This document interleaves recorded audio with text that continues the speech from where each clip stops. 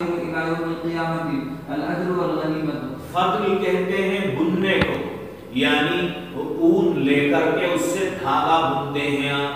یا نار لے کر کے اس سے رسی بنتے ہیں، تو اس کو فضل کہتے ہیں۔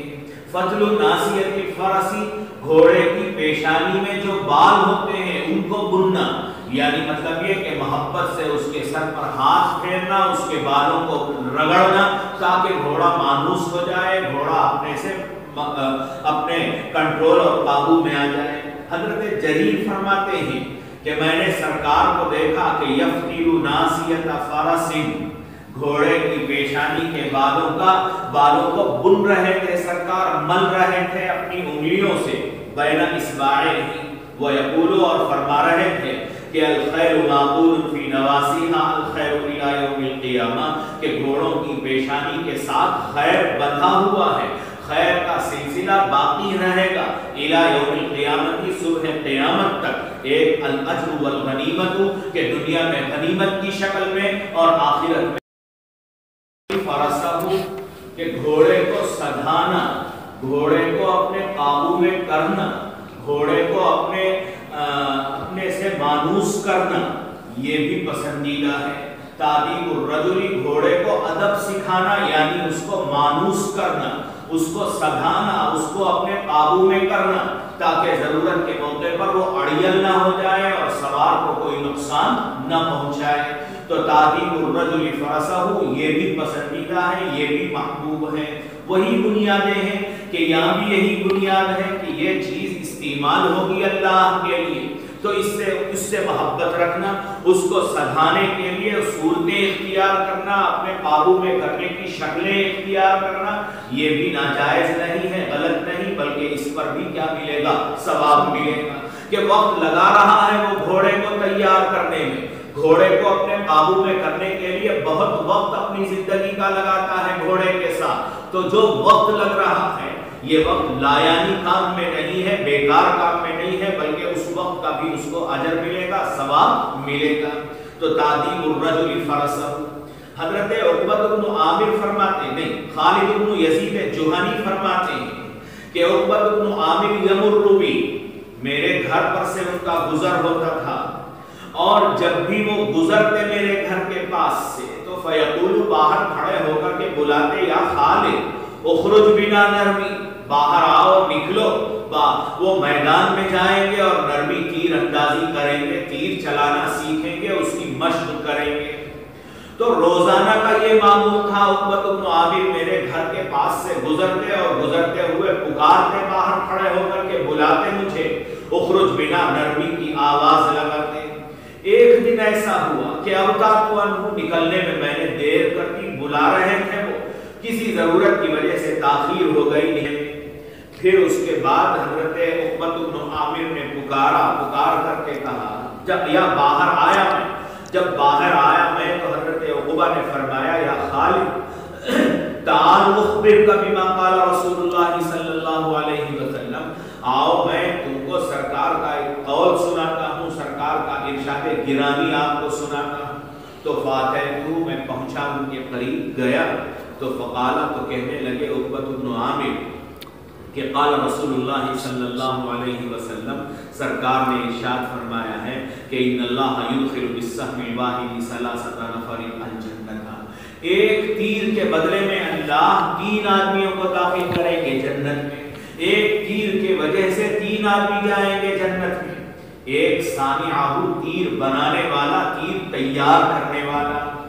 یحتسب فی صنعہ الخیر، کہ وہ تیر بناتے ہوئے خیر کا ارادہ کرتا ہے، اچھی نیت کرتا ہے کہ میرا ارادہ یہ کہ تیر یہ مسلمان مجاہد خریدے گا، دشمن کو اسلام کے، مسلمان کے، اللہ کے دشمن کو ختم کرے گا، اس طرح اعلاء کلمت الحق کا کام انجام پائے گا، اس نیت سے بناتا ہے وہ لوہار یا تیر بنانے والا، تو اس شخص کو بھی جنت میں داخلہ ملے گا۔ ثانیہ یحتسب فی صنعہ الخیر، اور دوسرا الرامی بہ، وہ تیر پھینکنے والا کہ مسلمانوں کی صف میں کھڑے ہو کر دشمن کی صف کی طرف تیر پھینکتا ہے، دشمن کو ختم کرتا ہے، نشانہ تیر سے دشمن کو بناتا ہے، یحتسب الرامی بہ۔ اور تیسرا ہے منبہ، उठा करके देने वाला। कि दो मुजाहिद खड़े हैं मैदान में, अब एक मुजाहिद अपने थैले में से तीर निकाल कर कमान में रख करके चलाता रहा और चलाते चलाते तमाम तीर उसके खत्म हो गए। बाजुर जो खड़ा था मुजाहिद, उसने अपने तरकश में से अपने थैले में से तीर निकालकर इस मुसलमान मुजाहिद तीर अंदाज को दिया, तो ये मुनब्बिरहु देने वाला तीर। या एक सूरत ये भी है कि तीर चला रहा था मुजाहिद, इत्तेफाक से तीर हाथ से उसके नीचे गिर गया, बाजू खड़े होने वाले मुजाहिद ने उसको उठा करके उसी का तीर उसको उठा करके दे दिया, तो ये भी मुनब्बिल है। तो उस मुनब्बिल को भी अल्लाह, चूंकि वो ताउन कर रहा है, मदद कर रहा है मुसलमान मुजाहिद की दुश्मन के खिलाफ, तो इसलिए उसको भी अल्लाह जन्नत में दाखिल करेंगे। तो अर्रामी बिही व मुनब्बिरहु, तो इसलिए एक तीर से ये खूबियां हैं, एक तीर के ये फायदे हैं कि एक तीर की वजह से अल्लाह रामी को भी, मुनब्बिल को भी, साने को भी जन्नत में पहुंचा देंगे। तो इसलिए तीर अंदाजी बहुत अच्छी बात है। वर्मु, सरकार ने फरमाया वर्मु वरकबु, तीर चलाना सीखो, तीर अंदाजी सीखो, वरकबु और शहसवारी भी सीखो। दूसरी रिवायत में सराहतन मौजूद है कि अल्लिमु औलादकुम अर्रिमायत वल फुरूसत वल,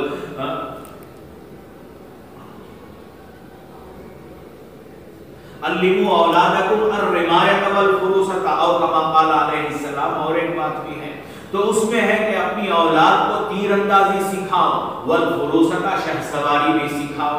तो वर्मु वरकबु, दोनों चीजें सीखो, तीरंदाजी भी और इसी तरह शहसवारी भी। और फिर फरमाया सरकार ने कि अंतरमु अहब्बु इलैया मिन अन तरकबु, शहसवारी के मुकाबले में तीरंदाजी मुझे बहुत महबूब है, बहुत पसंदीदा है। उसकी वजह यह है कि तीरंदाजी में तीर चलाने वाले के नुकसान ज्यादा होने का इम्कान नहीं है, और शहसवार अगर नया नया है, नौसीख है और घोड़ा अड़ियल है, काबू में नहीं आता है, तो घोड़ा उसको उलट देगा, या ये कि घोड़ा पीछे से लात मार सकता है, दौड़ती मार, तो ऐसी सूरत में घुड़सवार को नुकसान पहुंचाएगा, परेशानी होगी। तो इसलिए अंतरमु अहब्बु इलैया मिन अन तरकबु, शहसवारी के मुकाबले में तीरंदाजी बहुत महबूब है मुझे। और फिर फरमाया सरकार ने कि वलैसा अल्लाहु इल्ला फी सलासतिन, तीन चीजों के अंदर लहू का, लईब का, बेकार लायानी होने का माना पाया। इसके अलावा और जितने खेल हैं सबके अंदर लायानी और बेकार होने का, लहू का माना पाया जा सकता है, इसके अंदर नहीं पाया जा सकता। वलैसा अल्लाहु इल्ला फी सलासतिन, तादीबुर रजुल फरसहु, मुलाअबतुहु इम्राअतहु, रम्युहु बिक़ौसिही व नबलिही, कि ये तीन चीजें हैं कि इनमें मशगूल होने वाले को लहू लईब में मशगूल होने वाला नहीं कहा जाएगा, लायानी कामों में मशगूल होने वाला नहीं कहा जाएगा। एक ये कि तादीबुर रजुल फरसहु, कि अपने घोड़े को सधाता है, अपने घोड़े को अपने से मानूस करता है ताकि वो काबू में आ जाए और शहसवारी के लायक रहे, जिहाद के काबिल रहे। तो उसके लिए जो वक्त लगाएगा, उसके साथ जो वक्त गुजारेगा, ये बेमानी और लायानी कामों में गुजारने के मुरादिफ नहीं होगा। और दूसरी चीज है मुलाअबतुहु इम्राअतहु, अपनी बीवी के साथ दिल लगी करना, मजाक करना, घर वालों के साथ हंसना, खेलना, कूदना, ये भी लहू लईब के मानी में नहीं है, बल्कि इस पर भी अल्लाह की तरफ से अजर का तरत्तुब होगा। और तीसरी चीज है रम्युहु बिक़ौसिही व नबलिही, और तीर और कमान के जरिए से तीर अंदाजी करना, उसकी मशक करना, उसकी आदत डालना, ये भी लायानी उमूर में उसका शुमार नहीं होगा। और फिर फरमाया सरकार ने कि वमन तरका अर्रम्य बाद मा अलिमहु रब्बतन अनहु, तीर अंदाजी सीखने के बाद, तीर अंदाजी से बेजार होकर के, उससे नफरत करते हुए, तरका अर्रम्य, तीर अंदाजी के अमल को छोड़ देता है, तीर अंदाजी की मशक को छोड़ देता है, तो सरकार ने फरमाया कि फइन्नहा निअमतुन कफरहा औ क़ाल कफर बिहा, कि अल्लाह की तरफ से एक नेमत दी गई थी, तुमने उस नेमत की नाशुक्री की, कुफराने नेमत किया। कुफराने नेमत और नाशुक्री का मतलब ये हुआ कि अल्लाह इन्ना अज़ाबी लशदीद, अल्लाह सख्त पकड़ेंगे। अगर अल्लाह का शुक्र अदा करेंगे तो ज्यादा होती रहेगी नेमत, अगर कुफ्र करेंगे यानी कुफराने नेमत, इनकार करेंगे नेमत का, नाशुक्री करेंगे, नाकदरी करेंगे तो अल्लाह नेमत को छीन लेगा, सल्ब कर लेगा। तो इसमें आया तादीबुर रजुली फरसहु, कि इंसान अगर अपने घोड़े को अच्छी नीयत के साथ सधाता है, उसको मानूस करता है, उसको काबू में करता है, तो ये भी पसंदीदा है, इस पर भी सवाब मिलेगा, अजर का तरत्तुब होगा।